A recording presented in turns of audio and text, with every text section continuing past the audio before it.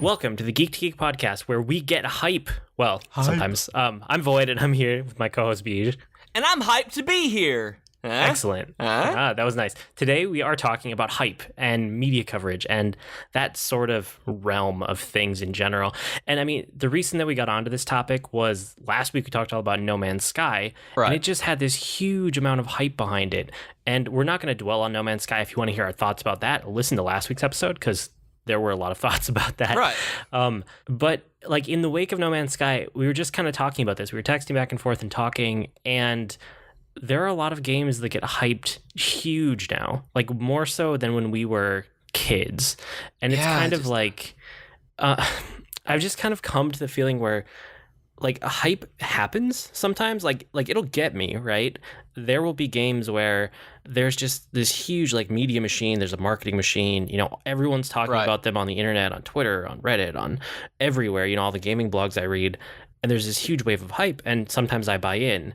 And I feel like the question is, does this hype really like improve your experience with a game? And for me, I don't really think it does. I tend to get really turned off by hype these days. And I think I don't know, when I was a kid, probably because it was exactly what you mentioned, that it's happening so much more now than it used to, or at least it feels like it's more because of the way that the information cycles and the news cycles and that we just get inundated with it, that when I was a kid, I would get super excited about one game, like let's say Donkey Kong Country or Final Fantasy VII, that I would see all of the magazines and TV commercials and just promos and get super excited, and then the game came out and it was awesome, and then I would move on to the next game that I would do this with.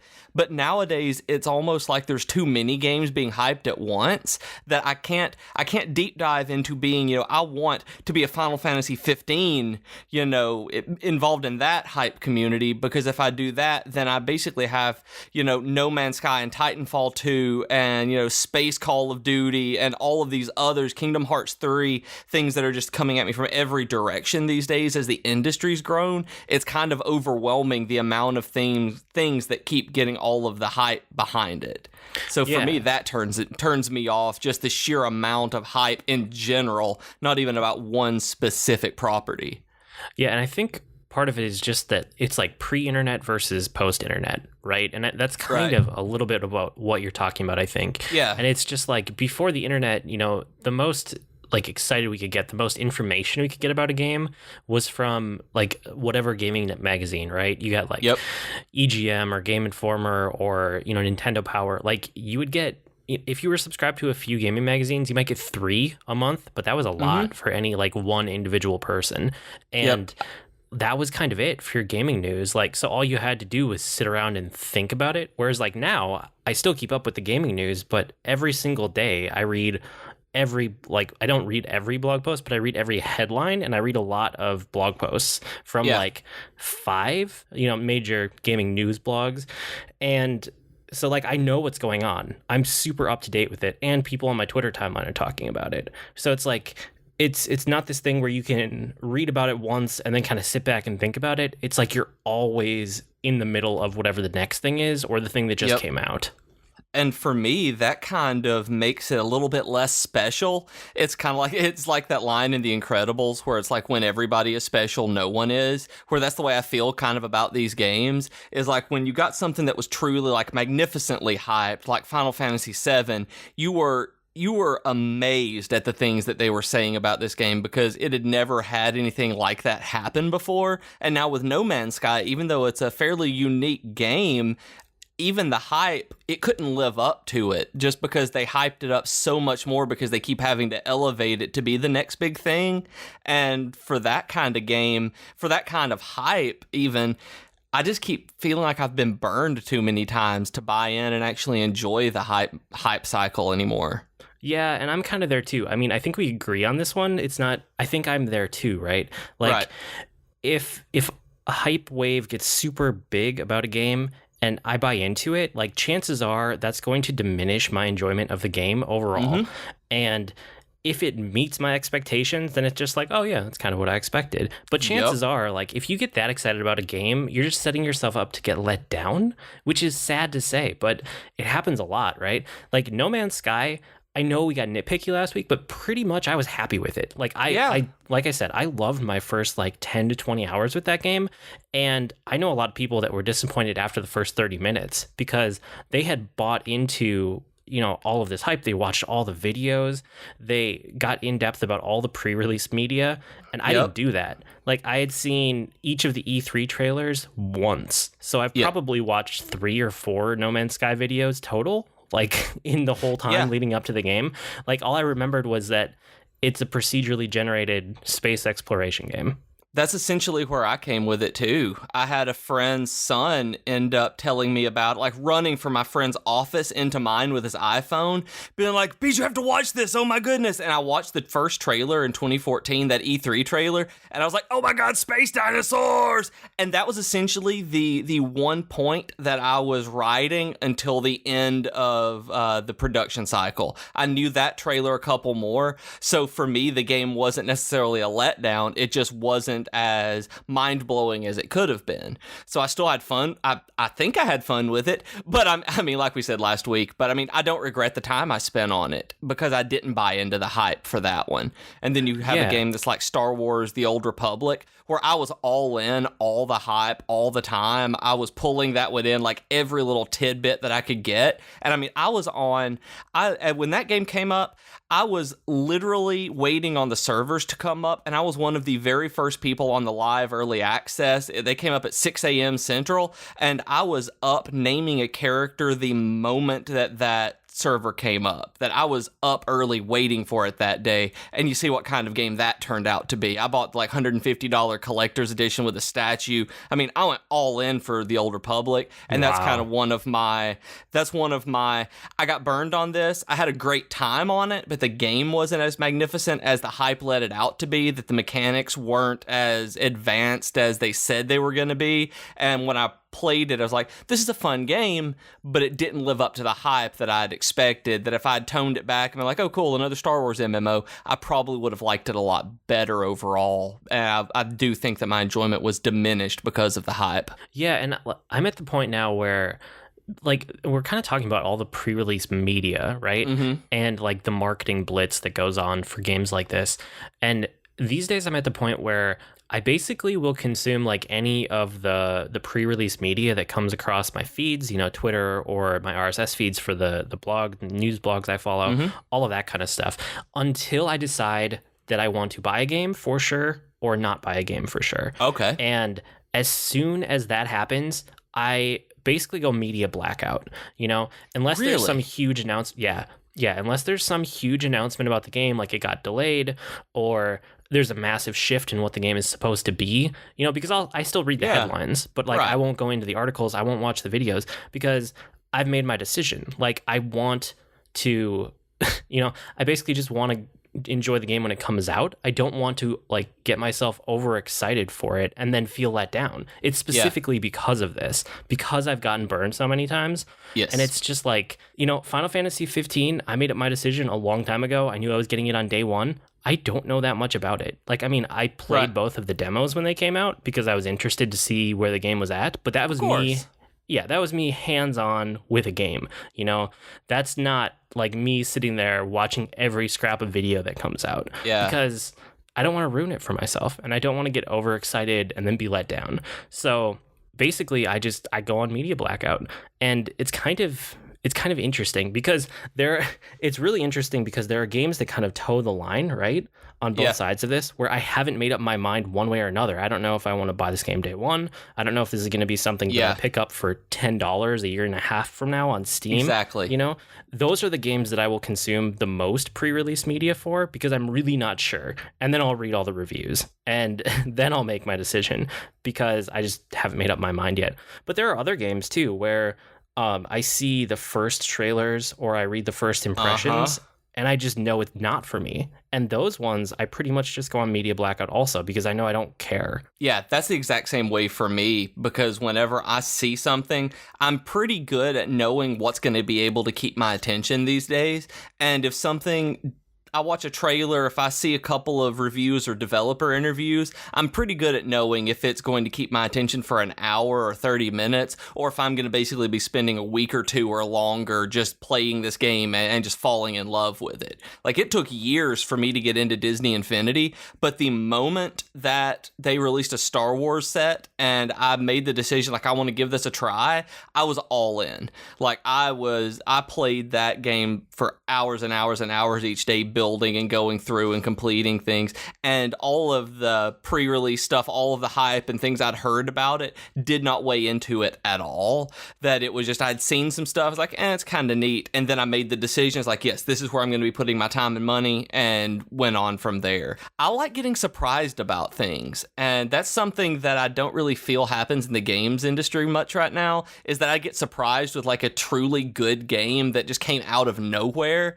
where, you know, I could see No Man's Sky using it as an example, I could see No Man's Sky being that kind of game if Sony hadn't picked it up, that if it hadn't had all of this and it just came out as, you know, another indie game that I didn't know anything about, kind of like Firewatch. Part of the reason I love it so much is because it was a total and complete surprise for me. It was released, I heard a couple of people talking about it, then you sent me the gift copy because you wanted me to play it, and I was blown away, and it was a total surprise that I didn't know this game existed until maybe 2 days before I played it, and that made it so much better for me than anxiously awaiting it to come out, and then, you know, months and months and years, and then, oh, that took 5 hours to beat. Oh, man.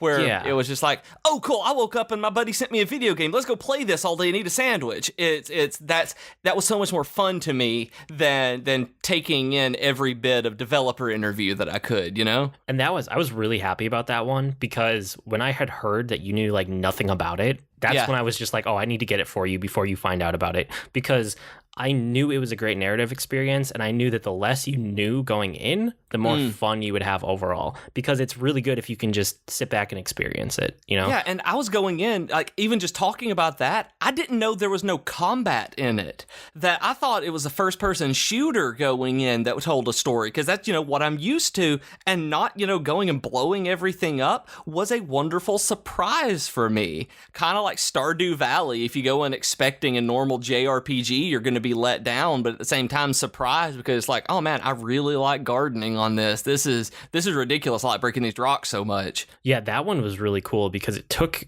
like Reddit by storm, and then from there it just expanded out to everywhere else. And it was like, before the game came out, almost no one had heard about it. You know, the guy had this little cult following that had been following his development because he had been making it for like 4 years on his own. Yeah. But you know, I follow a ton of gaming news. I didn't hear about that game until after it came out, like right after it came out. And that's one of those things where all the pre-release media, that's marketing doing its job, right? And in a way, it's just because marketing is better than it used to be. With the internet, you can target people, you know, you have demographics, you have statistics, you have analytics. Like, that part is fascinating to me because they're so much better at marketing than they used to be. I mean, you know, you can look at like the day one sales of a game like No Man's Sky, you know, a little indie game. They marketed the heck out of it, and they sold a ton of copies. Now, there's backlash involved because there was so much hype, but they sold those copies. Like, you know, they still got that money. And in that respect, marketing is doing its job, which is really interesting for me because I've worked in marketing in a bunch of different ways before. Right. So seeing marketing get better just kind of as an exercise is fascinating for me to step back and think about. But the flip side of that is that the other side of hype is like after a game has launched and it's better than expected. Like, and that is the kind of stuff that I will actually buy into when it's a game I've never heard of and it's out now and everybody's talking about it suddenly. That will get me intrigued. It gets me intrigued, and a lot of times it makes me still not want to pick it up, though. It still makes me wait another week or so to see if people are still talking about it. That it's one of those, like, everybody tends to love everything as much as they can possibly love anything for about 2 days, and then they stop caring about it at all. It's when the shiny wears off. It's like, oh, okay, I see what this game actually is, or this movie or whatever. And then after that, if we're still talking about it and people are still being like, okay, guys, this is getting even better and better the more I play it, that's when I tend to look at it and be like, oh, maybe I should pick this up. And, there are certain reviewers that I really trust. So I'll keep an eye on what they write or what they, put out there about it, if it's videos or podcasts or writing, whatever. And it's really like reviewers that I trust, but not the publications that they're part of. And it's something that I think a lot of people might not realize is a thing even, like Polygon, right? Polygon is one of my favorite gaming news sites out there. And there are certain people on Polygon where I know that their views on gaming line up with mine so well that I need to read everything that they write. Whether or not I care about the headline or the article, I know that by the end of reading that article, I will have gotten something out of it. Yeah. And there are other people that I'm like, oh, they're a fine writer. It's just fine. If the right article pops up, I'll read it. But their views don't line up with mine so well. So it's different. So over the years, I've learned all of these specific writers at a bunch of different publications, and I follow those writers a lot closer than I follow the publications in general. Yeah. Does that make sense? It does. That's the way I tend to do like movie reviews and things like that. There are certain people who I will read about, or book reviews that I will read their reviews of, but don't want to go and like, just because it was published in, the Chicago Sun doesn't mean anything, but I would go and, read Roger Ebert's movie reviews and things like that. And for me, any review, any critical review doesn't mean a whole lot to me. I tend to trust friends who I know what their gaming tastes are like, and then I can kind of gauge between that. You and Austin are really two of my milestones, my mile markers to know, because you look at things so differently. Like, take the Final Fantasy 15 demos. Yeah. He hated the first one, like absolutely despised it and thought it was just essentially garbage, and loved the second one. Said the second one was what he wanted out of the game, like it was great and wonderful. And you told me the exact opposite for that one, that you loved the first one and thought that the second one was lackluster. And so for me, since I know how you game and I know how he games, for instance, I will probably fall somewhere in between that with those. They're gonna, because of the way that I look at video games compared to you guys. So I use a lot of friends as my guideposts on, if you're playing a game and you're like you and Bravely, like the Bravely games, like knowing how much you love the Final Fantasy games means that one day I will be picking those up to play. But if you were like, oh no, these are absolutely terrible, there's no way. But at the same time, I love the Secret World and trust, let's say Sip on Twitter, Justin, who writes for Massively Overpowered, he got me into playing that game because I knew I liked the same kinds of MMOs that he did, and our gaming taste lined up, and our like the way that we look at, community and stuff like that lines up so much that I looked at the Secret World and was just blown away by it. And I think you would absolutely despise that game if you haven't tried it, because it is so invested in horror that even though the storytelling is so lovely and the gameplay is really cool, I don't think you could get around the atmosphere. No, I know myself well enough to know that game is not for me. And I've known that since I started seeing previews for it. So I've basically tuned it out. But yes, you are correct. And it's nice to have, like you said, it's nice to have friends who know your taste well enough to, even if they like a game, say, you probably wouldn't like this. Yeah. And it's one of those things that, like, this is the part of hype that I like, is after the game is out, because there's this discussion around it. And if there's this groundswell of people talking about it, I am much more likely to pick up a game, even if I wasn't that interested in it before, because I like being part of the discussion. I like writing my blog about current games. I like coming on here and talking to you about what just came out. And, this gets listeners on Twitter to talk to us about games. And then I can have discussions all week about what we just talked about. Like, I love that. That's a part of gaming that I think it's so cool that the community can talk about games all at the same time. And if you don't pull the trigger on, a new game in week 1 or week 2, you don't get nearly the same level of discussion.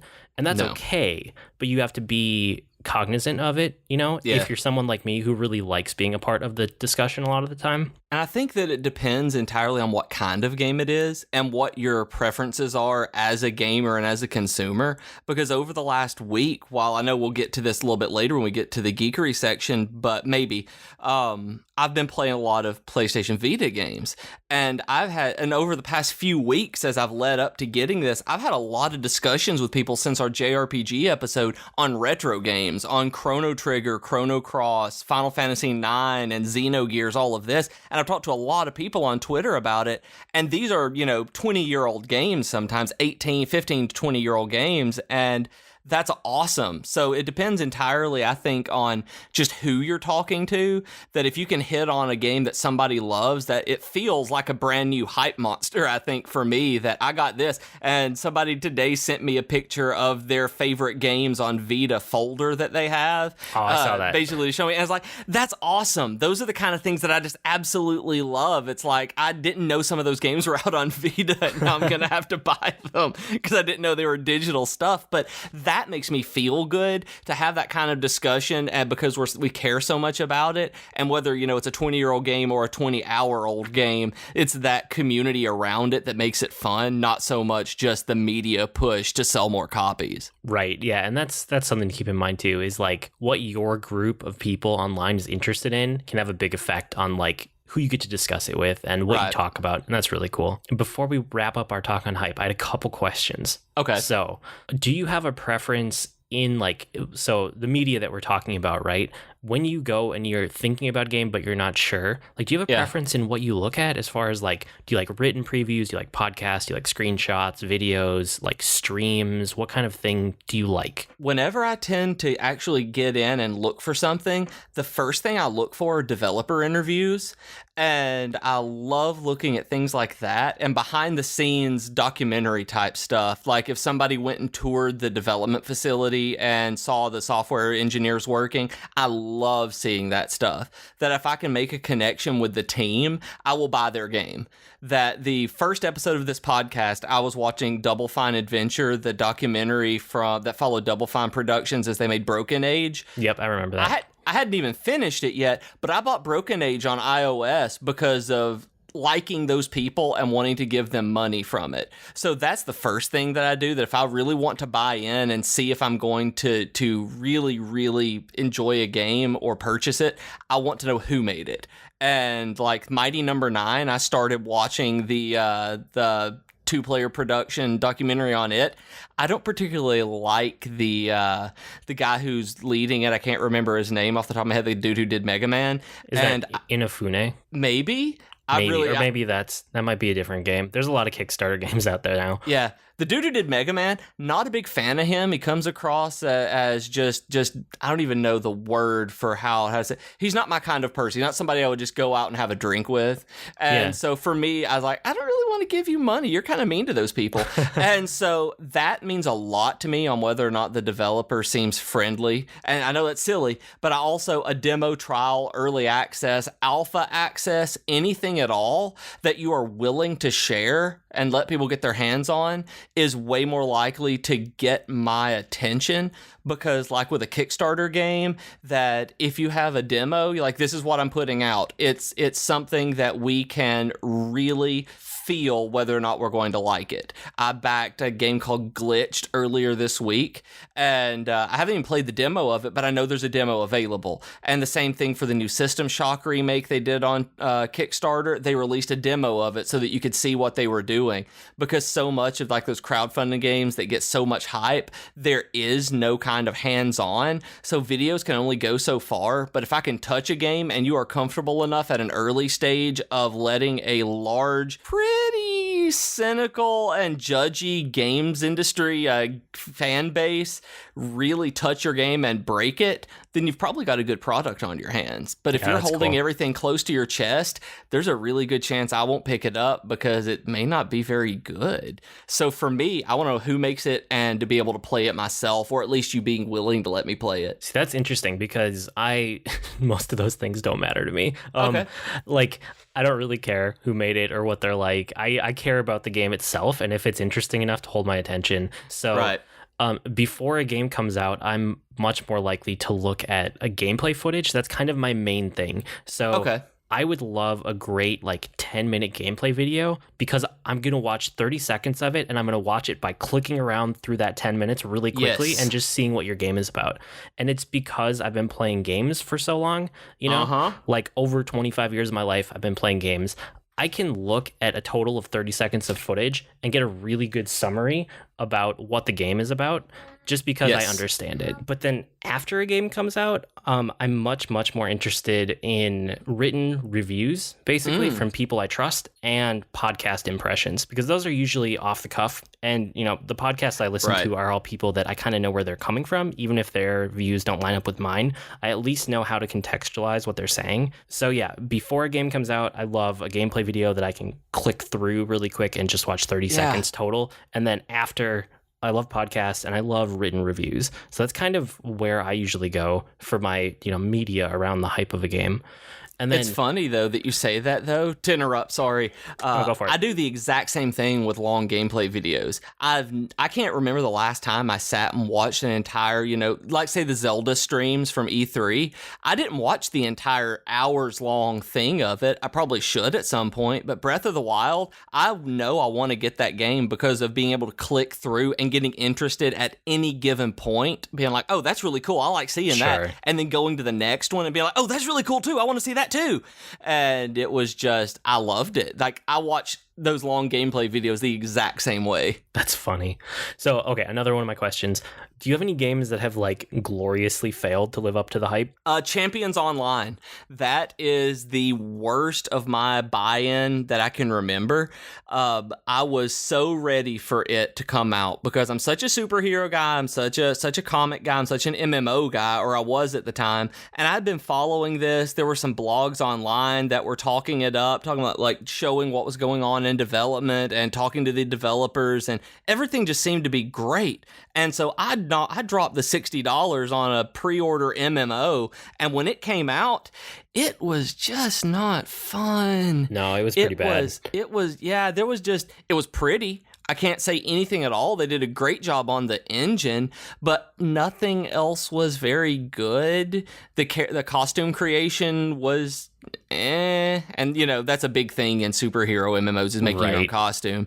And it was just, everything about it was such a letdown that it's one of the reasons I don't really like dropping $60 on a day one game anymore, because I realized that with a lot of the games I play, I can't take back or sell. That I would be more willing to do it with a single player game, I think. That I could, you know, get a Steam refund if within the first 2 hours I realize that it is just not for me.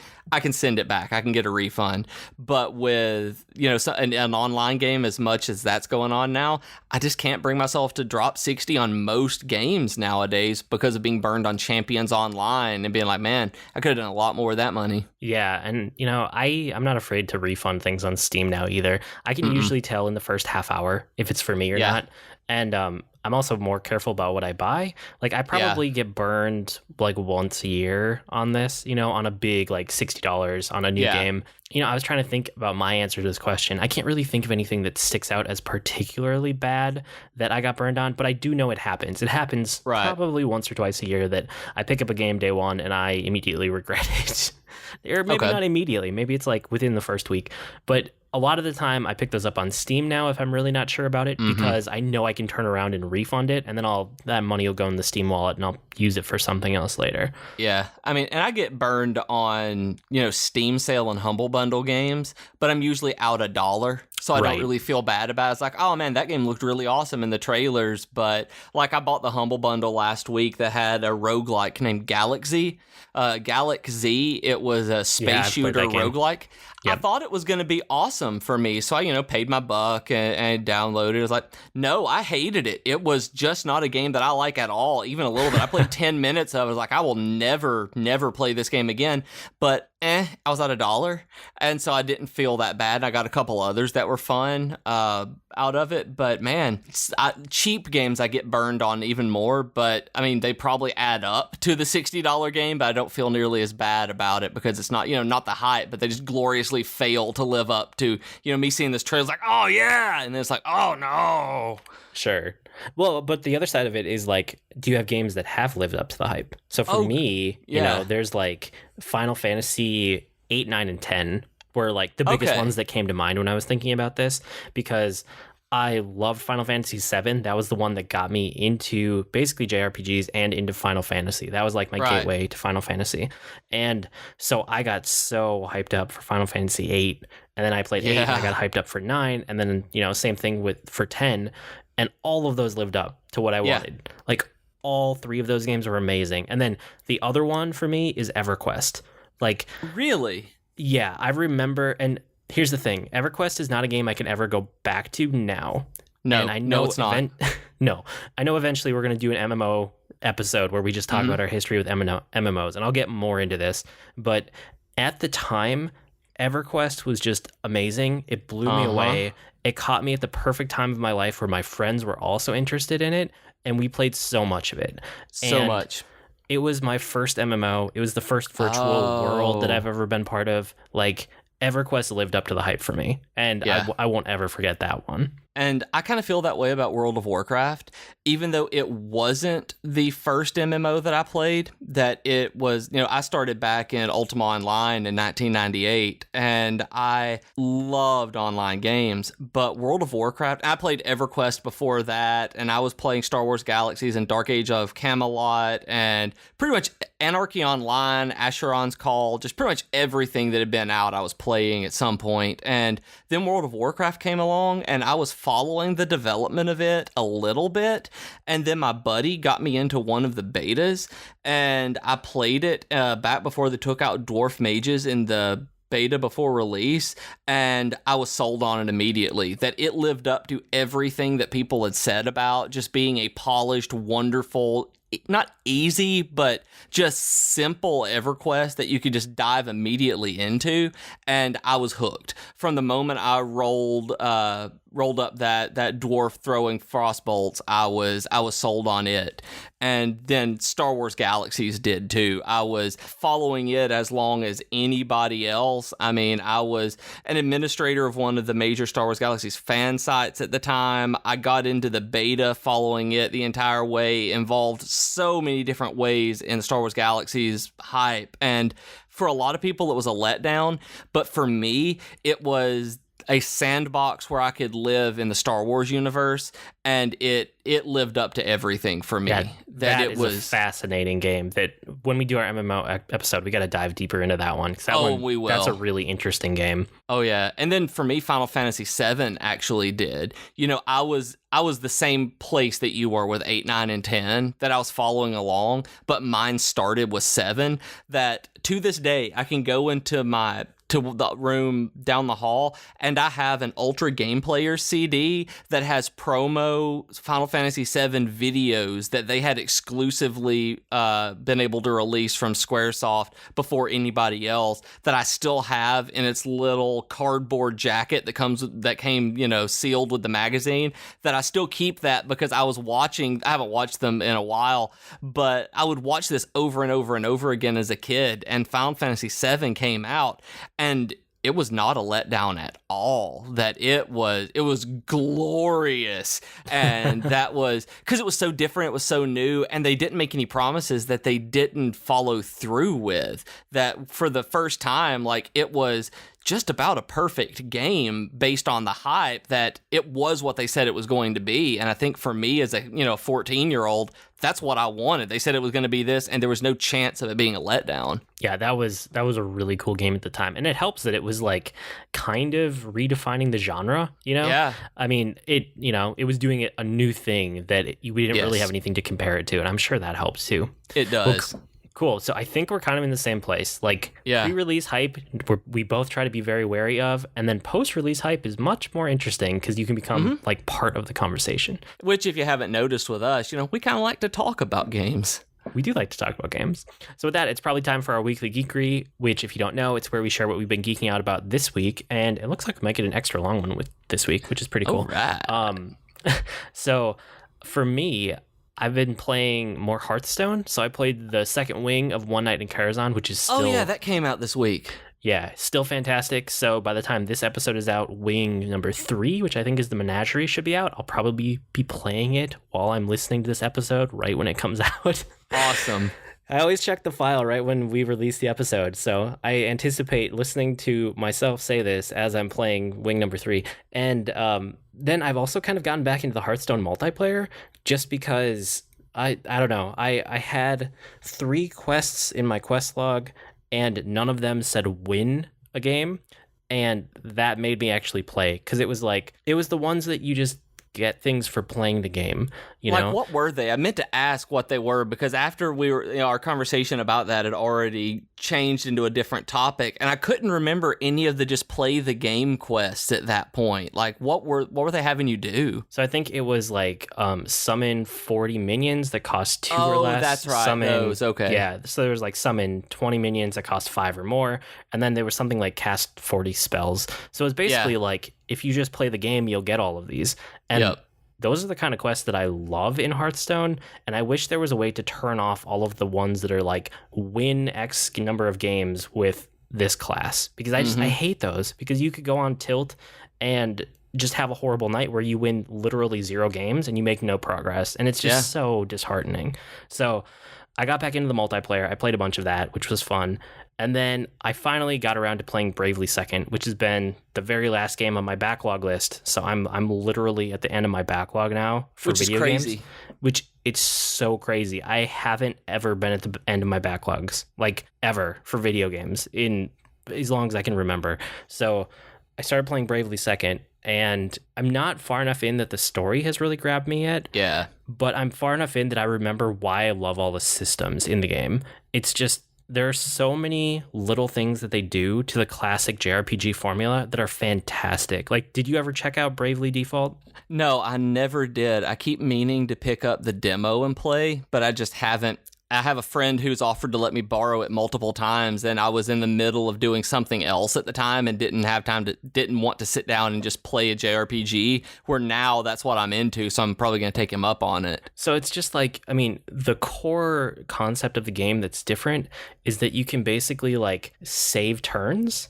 I mean, You've looked at this, right? Do you know anything about really, their systems? No. Okay. So essentially there's something called Brave and there's something called Default. And if you choose Default for a turn, it's basically their version of choosing Defend, that thing that's in every JRPG that you never use because it's a stupid option. Yeah. So you hit Default. Well, yeah, it's true. So you hit Default, and what that does is it gives you it's called a Brave Point, but basically what you're doing is you're banking your turn to spend it later. So you can bank up to 4 of them. So if you default 4 turns in a row, your character just defends those 4 turns, and you have 4 Brave Points. So what you can do after that is you can use Brave and spend those to take 4 turns all at the same time. Okay. And the other side of this is that you can go into debt if you want. So on the very first turn, if you're grinding out trash mobs, right? You can queue up 4 attacks right away, and you can go to -4 Brave Points. And it basically means that you can do this huge massive attack up front. You can just alpha strike basically and destroy your enemy. But if you don't, then they get 4 rounds where you can't do anything. Okay. So yeah, it's great for grinding and potentially on some bosses, depending on, what the mechanics are. The mechanics on bosses are made around it too. It's really fun. The other thing that's interesting about it is that it makes healers viable for the first time ever. I never ever use white mages unless I absolutely have to for a boss in other games that I play. Real? Well, yeah, because they're worthless most of the time. You're just sitting there until you can finally heal. That's true, I suppose. In this, you just have them default until your other characters are damaged enough, and then you have them shoot off 4 heals in 1 turn. It's really cool. That's really true. And I've been playing Final Fantasy IX, so what I've been doing instead of just sitting there is I can target my entire party and basically do party heals, where whenever it gets to my turn and I'm taking damage across the board, I've just been, targeting everybody so it'll be a smaller heal on everyone with the white mage instead of going through and, basically defending and attacking for 8. Yeah, so that's really cool. I also when you walk around, it's kind of this in between of a 3D room and like the pre-rendered backgrounds of like the Final Fantasy 7 to 9 because it is a 3D environment, but you kind of have a locked off camera angle in it. All right. So you wander through it, but as you wander through it, it like automatically generates a mini map for you.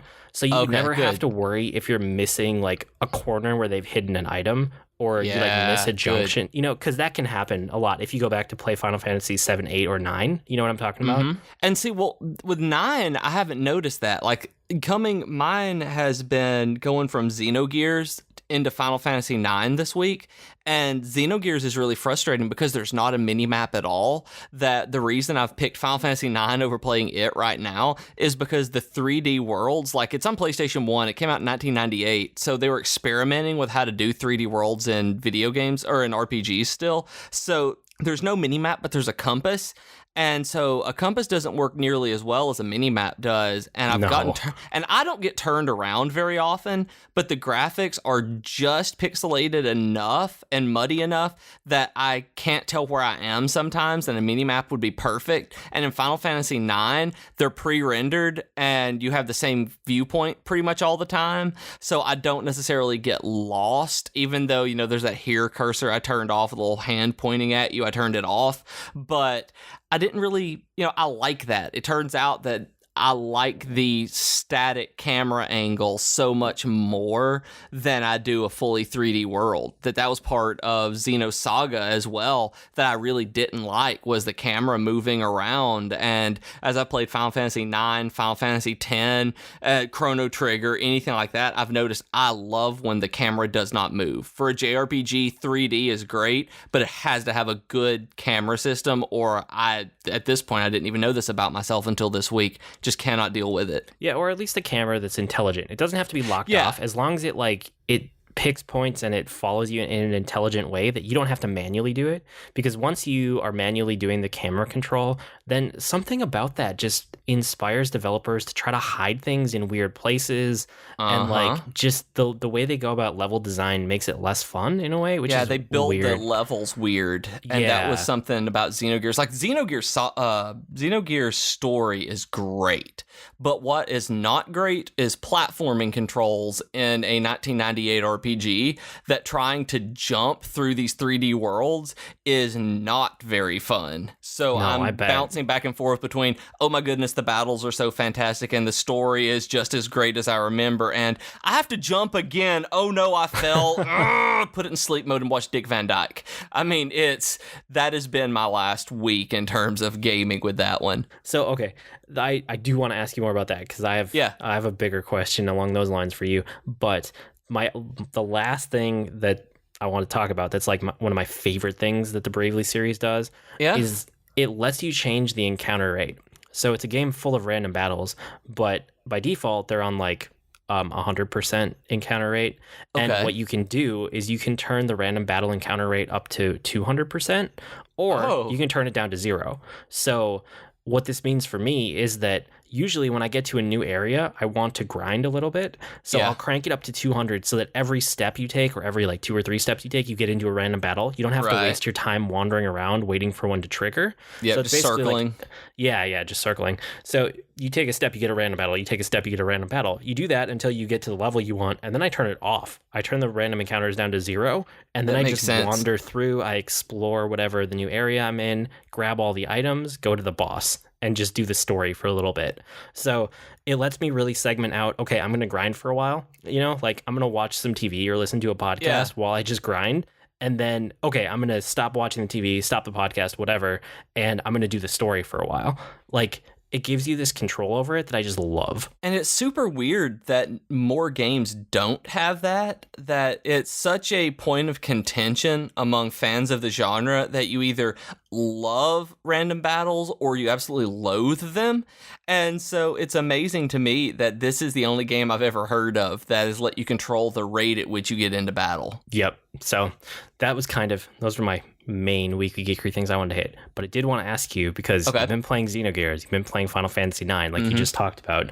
You bought a Vita, but you sold your new 3DS that you just bought last week. So you have to tell people about, like, basically, give us your thought process here. Okay, so I got a good deal on the new 3DS on Craigslist, and so I was basically able to sell it for double what I paid for it. So I went ahead and threw it on eBay, and it's gone now. And the reason I did is because Xenosaga Chronicles is a good game, but it is not... The story wasn't interesting enough for me that I could see how it was a good story, and it was a fun story, and the game itself is fun, but it just never hooked me, and I was about 7 hours in, and it hadn't hooked me quite yet, and I didn't really care about the characters or the overall narrative. And when a game looks, you were talking about how long to beat last week, when a game takes 70 hours to beat, I just decided I'm not spending 10 times the amount of time on this as I have and don't really care yet. Yeah, so sure. I looked at the other games I was wanting to play on the 3DS, and none of them were new 3DS exclusive. That the ones that I wanted to play were Kirby, Planet Robobot, Link Between Worlds, Metroid Prime Federation Force, things like that are just on that I can play on the 2DS. So there was no real reason to keep the new 3DS if I didn't like the exclusive game very much. So the guy that I talked to on Craigslist about a month ago messaged me back and was like, hey, are you available today to meet and get this Vita? And so I was able to get a Vita, Final Fantasy X, and Uncharted for $75. And so I'll be able to sell the games once I'm done with them. I'll be able to make a lot of money off of this whenever I'm done too. But PlayStation also had a Ultra August sale this last week. So I got 6 PS1 games, or 6 Vita games, I should say, for $16. And I got Final Fantasy V, Final Fantasy IX, Final Fantasy Tactics, Saturday Morning RPG, Wild Arms 1 and Wild Arms 2 for $16. I sense a theme there. I might have a little bit of an addiction on going back and playing the old games that I loved. Yeah. And but they're fantastic, and they're $2 or $3 a piece. And I was like, I can play all of these on the Vita, and so I bought them because I knew I was going to get one eventually. But lately, I think I'm partially responsible because we talked about the JRPGs, and I really hit hard on how the Vita is secretly the best RPG console on the market. You are wholly responsible for it, not even partly, because I always thought that the Vita was a garbage system, that it was one of those that was put out, and it felt almost like a joke for me because I knew one person since the Vita was released that actually bought it, and he ended up selling it after he got bored with it within a month because the games that were released on it just weren't fantastic. And you are the only person that I knew until Twitter this week when everybody's like, oh my goodness, the Vita's so fantastic, look at all my games. Yeah, there's a ton of people out there who play Vita, who have a ton of games, and they use it for all of these PS1 classics and these Vita exclusive games that people haven't ever heard about, but it doesn't get broadcast. No. Sony never marketed it that well. They never really hyped it up. I mean, it's the opposite of what we talked about, earlier. There was no hype behind the Vita, not really, not after the first launch of it. And now you can get this huge backlog of PS1 classic games, and they're amazing. It's the best way to play most of these PS1 games. Yeah. And the thing is, they're beautiful. That is the weirdest thing for me to see, is that I have tried playing Final Fantasy XII on my HD TV, and the reason that I stopped was because I couldn't tell what was going on. That on a 50-inch HD TV, a PlayStation 2 game that has, and it may be because 12 is a very specific kind of graphics where they were trying for realism before HD came out, so it was hard for me to see what was going on. So I just stopped playing it. I couldn't tell where my character was half the time and what was going on. And on the Vita screen, you can set the screen size to any custom thing that you want to have it fill, original, justified, whatever. But if you hit custom, it fits it exactly to the square on the screen, and it makes it perfect to see. Final Fantasy IX still looks beautiful like this. Final Fantasy IX graphics look honestly like the Xenosaga Chronicles on the 3DS, and so it's great. Like, I'm having such a good time looking at these old PlayStation games and seeing the animations and the 2D sprites, and they just look like a handheld game at this point, where it's not even like, oh, I'm playing this game from 20 years ago. It's like, no, I'm cool. I'm playing this really cool little handheld RPG. It's great now, and had no idea the Vita existed. Yeah, and it has other things like the memory card. Like, it has virtual memory cards, so like your memory card isn't going to get corrupted. You can reassign all of the controls in it too, so you can actually do things that you can't do on the PlayStation.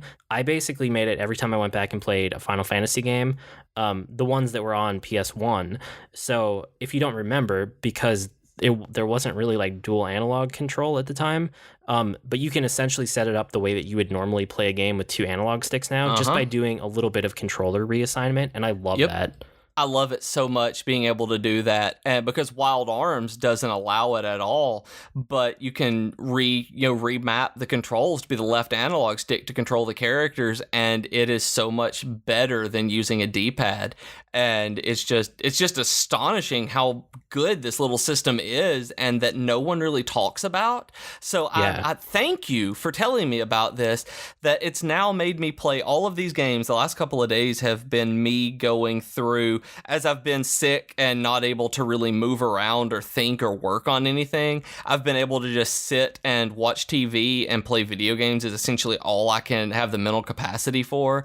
And I've been just sampling Xenogears, Final Fantasy 9, Final Fantasy 10, and seeing, which game I want to play. I've decided on Final Fantasy 9. It's going to be the one I play through, like, the first before any of them. And it's made me really, really, really want to go through and play Final Fantasy 12 and 13 again, because I've never played all the way through them. That I've only played the opening parts of both of them, and I'm really, really excited to get through. I may actually do it 9, 10, 12, 13, 15, and go through, do all of them in this order, kind of like you did from the beginning up. Yeah. I may do it in the progression order like this to experience at least the later half, because if I'd really thought about it, I would have done it 6 up or 5 up, because there is no... Because you really like those ones. You know that you like those already. Yeah, I know that I like those already, but I'm going to go back and play 5, I think. That may be the 5-job Fiesta or 4-job Fiesta next year, but I bought it to be able to do stuff like that and go through eventually.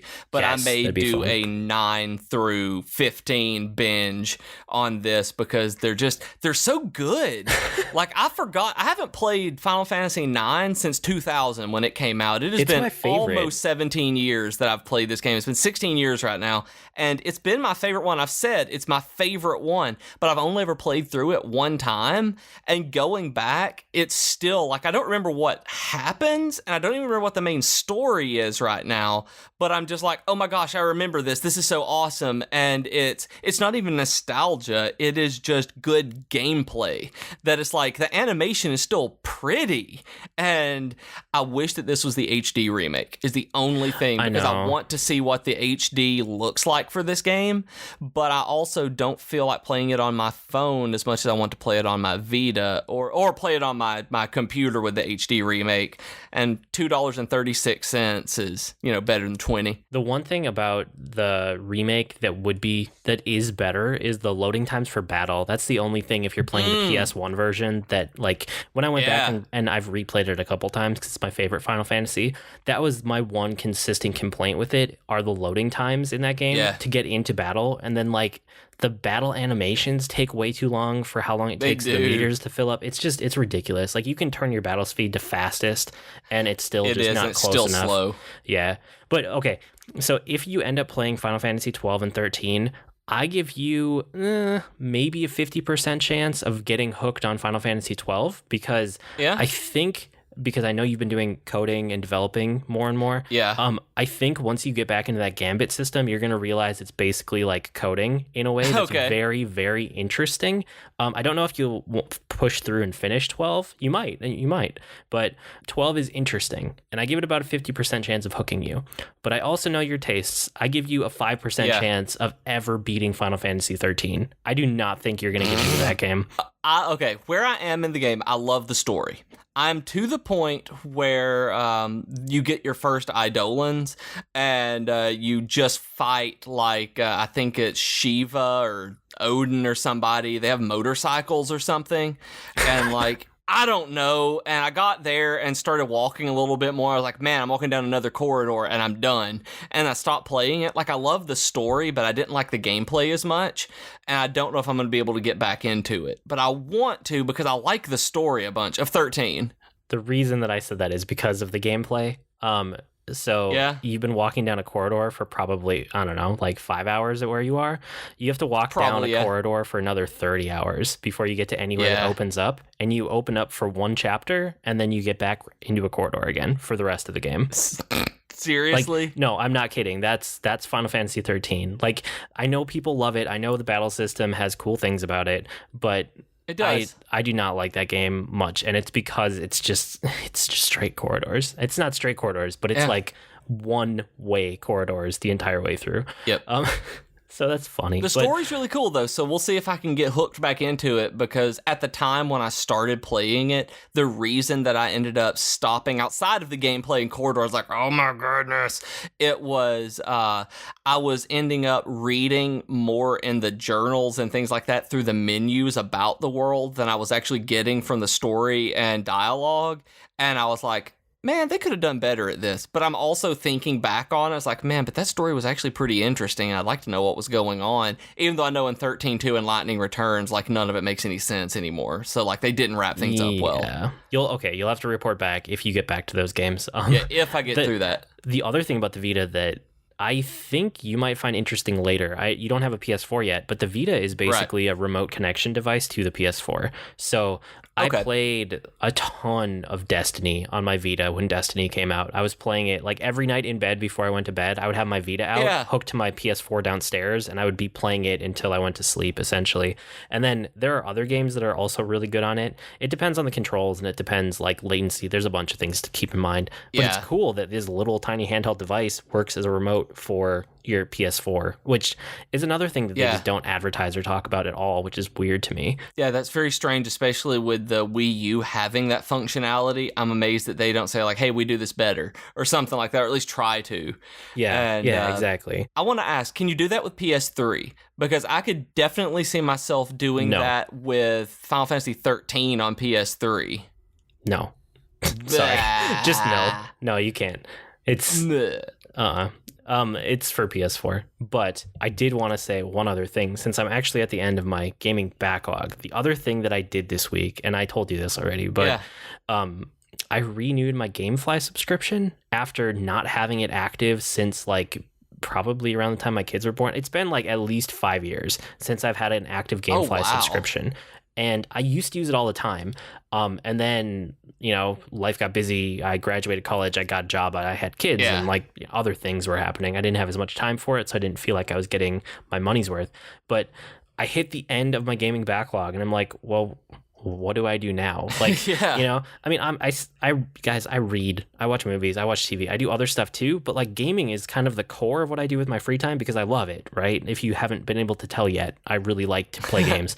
So what I did was I renewed my GameFly subscription. I got the 2 out at a time plan, and I'm going to use it the way that I used to use it. So I basically use it to test and sample games that are kind of like B-tier games. The games that they've always been interesting for me, and maybe if I saw it for like $5 or $10 in the bargain bin or on a sale, I might pick it up. Right. Instead of that, I'm going to just start renting them all from GameFly. And I was telling BJ this, and he was amazed. My average turnaround time for a game is 1 to 2 days.